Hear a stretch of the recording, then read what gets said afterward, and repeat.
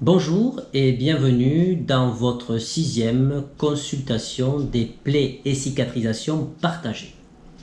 Le premier critère dans mon algorithme pour le choix d'un protocole de soins pour une plaie est la quantité des exsudats. La problématique des exsudats est effectivement de les quantifier. Actuellement, nous ne disposons d'aucun moyen scientifique qui permet de quantifier de façon objective la quantité des exsudats d'une plaie. Il faut donc se référer à la clinique, à savoir l'aspect de la peau péri-lésionnelle avec la recherche de macération voire d'une dermite caustique ou irritative et la saturation des pansements primaires et ou secondaires. Les deux cas cliniques à venir soulignent l'importance de l'évaluation des exsudats et du choix du pansement en fonction de ces exsudats. Je vous souhaite un bon visionnage de la 6e CPE-CP.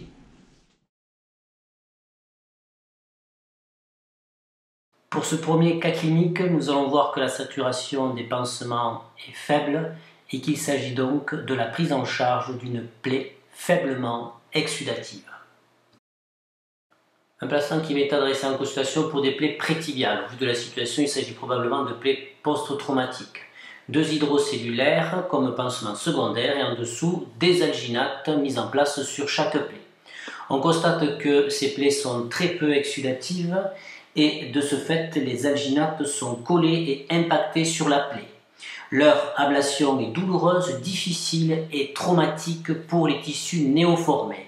Donc ici, nous avons la problématique de mise en place d'un pansement absorbant sur une plaie non exsudative. Pour enlever ces alginates impactés au niveau des plaies, il suffit de les saturer, donc de les humidifier. On voit ici qu'on arrive à enlever les alginates sans être trop traumatisant. Le patient d'ailleurs n'a pas mal.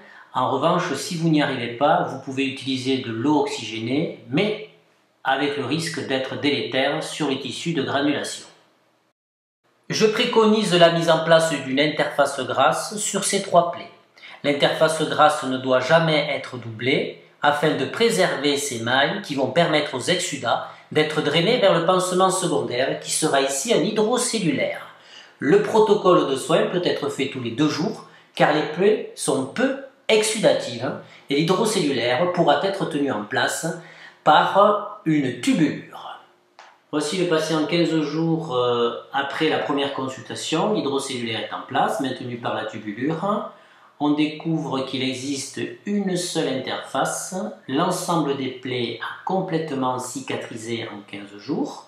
On va donc pouvoir mettre en place un hydrocellulaire de protection, mousse, comme un paratibia afin d'éviter tout traumatisme sur ces zones de cicatrisation qui sont extrêmement fragilisées. Ce cas clinique vous introduit la notion qu'il ne faut surtout pas utiliser de pansement absorbant lorsque la plaie n'est pas exsudative, pas d'alginate, pas d'hydrofibres, ne pas humidifier les alginates et ou les hydrofibres qui ne sont pas faits pour apporter de l'humidité, mais utiliser plutôt des pansements spécifiques pour la cicatrisation en milieu humide. Voici l'exemple d'une de mes patientes pour laquelle il a été mis en place un alginate sur un ulcère veineux peu ou pas exsudatif.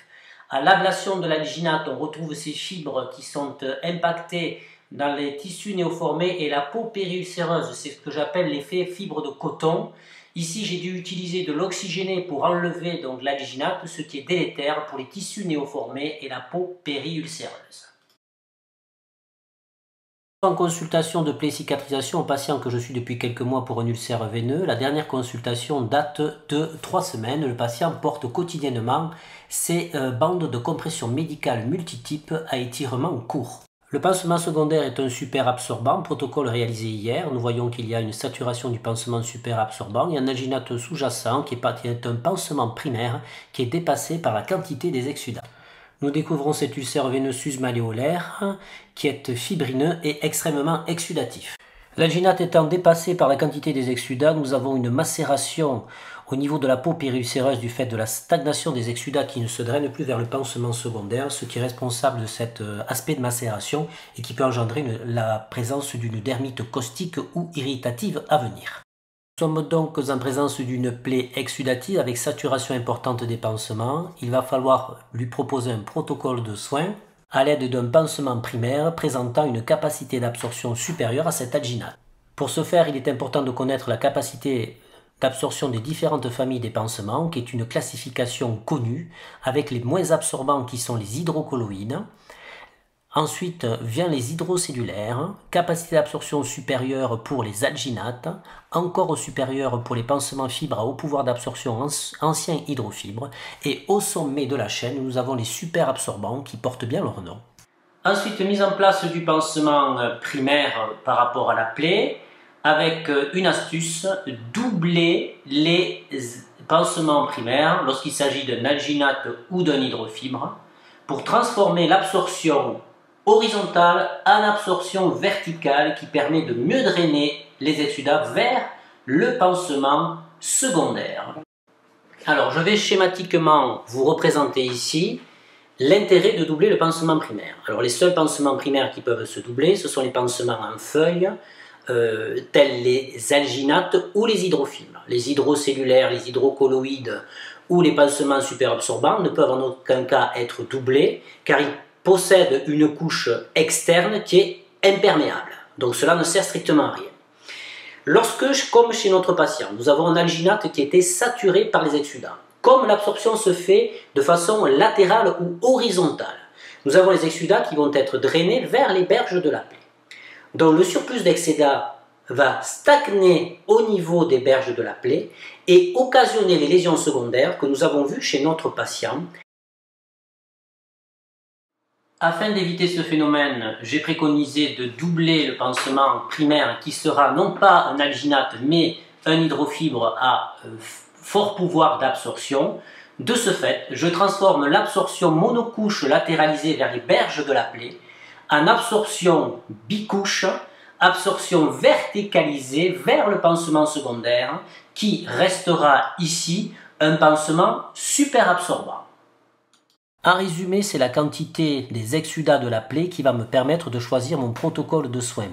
Nous allons avoir deux types de plaies, les plaies faiblement exsudatives et les plaies fortement exsudatives. La quantité des exsudats d'une plaie est évaluée par le degré de saturation du pansement ou des pansements en présence. Lorsqu'une plaie est définie comme fortement exsudative, nous allons augmenter la capacité d'absorption des pansements primaires et secondaires. Lorsque la plaie est peu exsudative et que les pansements sont trop secs, nous allons prescrire des pansements qui permettent une cicatrisation en milieu humide.